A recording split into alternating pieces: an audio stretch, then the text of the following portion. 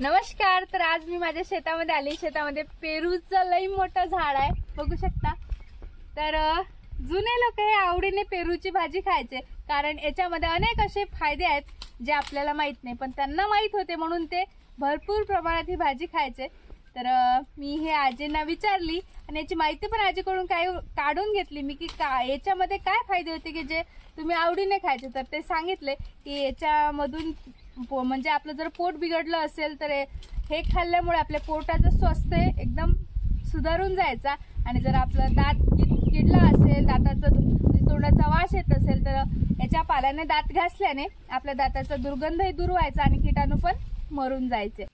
तसंच याच्यामुळे वजन पण आपलं नियंत्रित राहते, आणि आपला त्वचा जर चमकदार बनवायची असेल तर पेरूची भाजी अवश्य खा। तर पेरूमध्ये व्हिटॅमिन सी चे प्रमाण जास्त आहे, त्यामुळे आपला रक्तचाप बी हा नियंत्रित राहतो।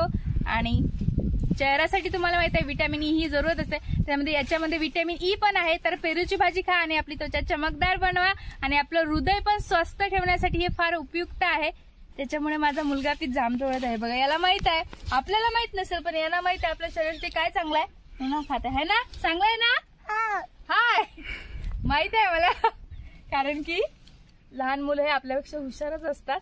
तर आज मी मस्तपैकी तुम्हाला पेरूची भाजी बनवून दाखवणार, जुन्या पद्धतीने आणि चवदार पण बनवून दाखवणार। आणि याचे फायदे अनेक आहेत, खरं सांगते खोटी नाही सांगत, याचे फायदे अनेक आहेत। याच्यावर कसलीच फवारणी नाही, त्यामुळे याचा आकार पण लहान आहे माझ्या पेरूचा, कारण की आम्ही निरोगी राहण्यासाठी फवाराचा वापर करत नाही खाण्याच्या वस्तूवर। चला तर मग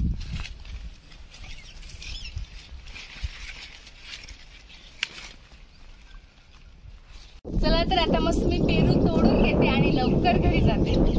हे बघा मी पेरू तोडून घेतले, चला तर मग आपण घरी जाऊया।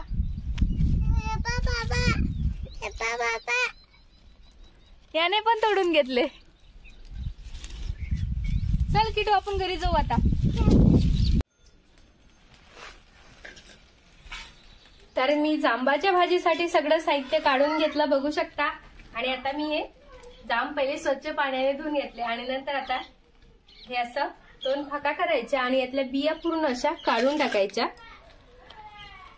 बिया काढण्याचं कारण असं आहे की आपल्याला खाताना ते दाताला कचकच लागलं नाही पाहिजे, त्यामुळं पूर्ण बिया काढून घ्यायच्या।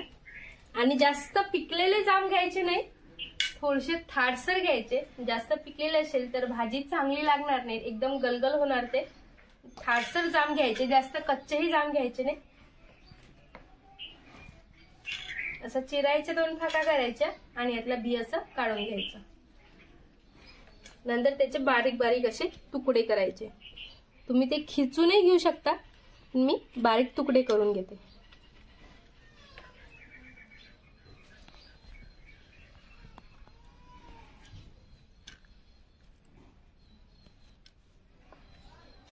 तर आपली पेरूची भाजी टाकण्याची माझी पूर्ण तयारी झालेली आहे। तर आपली चूल पण पेटलेली आहे, तर मी चुलीवर कढई तापायला ठेवली।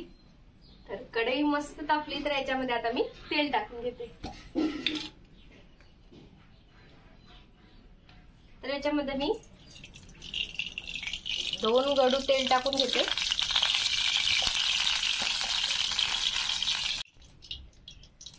तर आपलं तेल तापलं की नाही बघते मी। तर आपलं तेल तापलेलं आहे, तर त्याच्यामध्ये आता मी जिरा आणि मोहरी टाकते। बघा जिरा आणि मोहरी व्यवस्थित तडतडली तर याच्यात टाकायचा कढीपत्ता। कढीपत्ता तडतडल्यानंतर टाकायचा कांदा, आणि ह्या खुडलेल्या 5-6 लसणाच्या पाकड्या चिरून घेतल्या चांगल्या मस्त। व्यवस्थित खुडायचं लालसर, म्हणजे भाजीला आपली चव ही जबरदस्त येणार। मग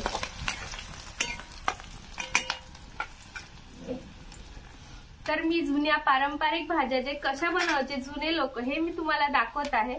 तर तुम्हाला वाटत असेल की ही जुनी भाजी कशी काय दाखते, तर माझी म्हणजे यांची आजी अजून आहे, तर यांच्या आजीलाच मी विचारत असते की जांबाची भाजी कशी, म्हणजे जुन्या भाज्या कशा, म्हणजे एक भाजीची माहिती मी तिच्याकडून काढत असते आणि मी तुम्हाला दाखवत असते। असे नाही की डायरेक्ट दाखवते, पहिले मी स्वतः बनवते आणि ती मस्त झाली म्हणजे मी ती रेसिपी तुम्हाला दाखवते त्याच्यामुळं.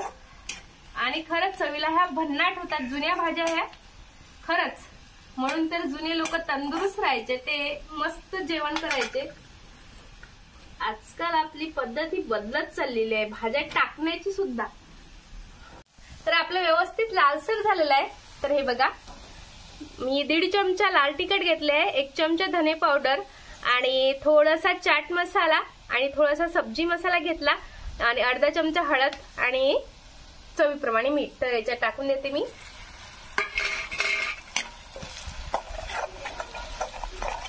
तर आता टाकते मी याच्यामध्ये टमाटर.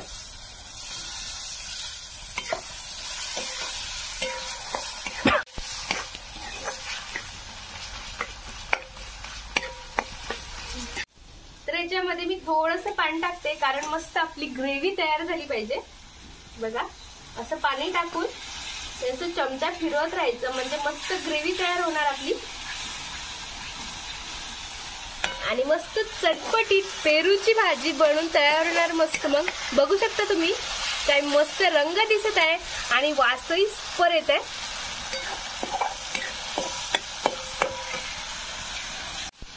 तर आपल्या पेरूची भाजीची ग्रेव्ही मस्त तयार झाली.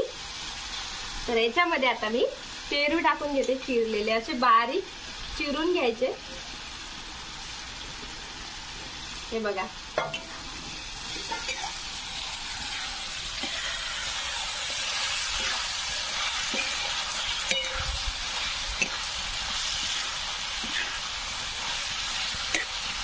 बघू शकता काय जबरदस्त आपली भाजी दिसत आहे.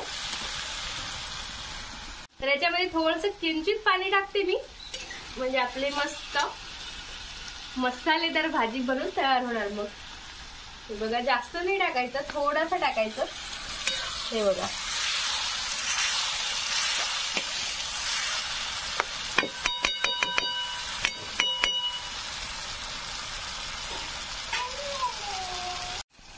तर आमच्या इकडं पेरूला जाम असे म्हणतात, त्यामुळे माझ्या तोंडामध्ये बार बार जाम हे नाव येत आहे. तर पेरूलाच जाम असे म्हणतात. तर आमच्या विदर्भाकडे पेरूला जाम म्हणतात, त्याच्यामुळे माझ्या तोंडामध्ये जाम येत आहे.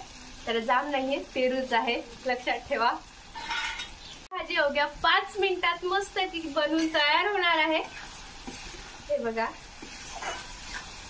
आणि मग मस्त जेवण करू. आणि माझी तुम्हाला पेरूची भाजी बनवण्याची पद्धत आवडली असेल तर मला नक्की कमेंट बॉक्स मध्ये सांगा. आणि आवडली असेलच तर एक लाईक जरूर करा.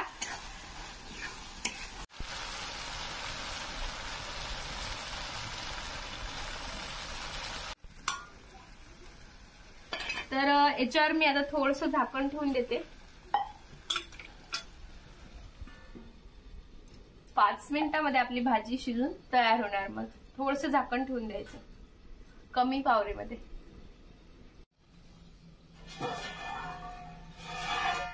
तर हे बघा तर आपली मस्त पैकी तर्रीबाज अशी पेरूची भाजी बनवून तयार झालेली आहे. बघू शकता. हे बघा शिजली पण. असं चमच्याने असं दाबून पाहिजे. हे बघा जास्त गलई नको आपल्याला. हे तर चटपटीत आणि तर्रीबाज. चला तर आता मी त्याला काढून घेते.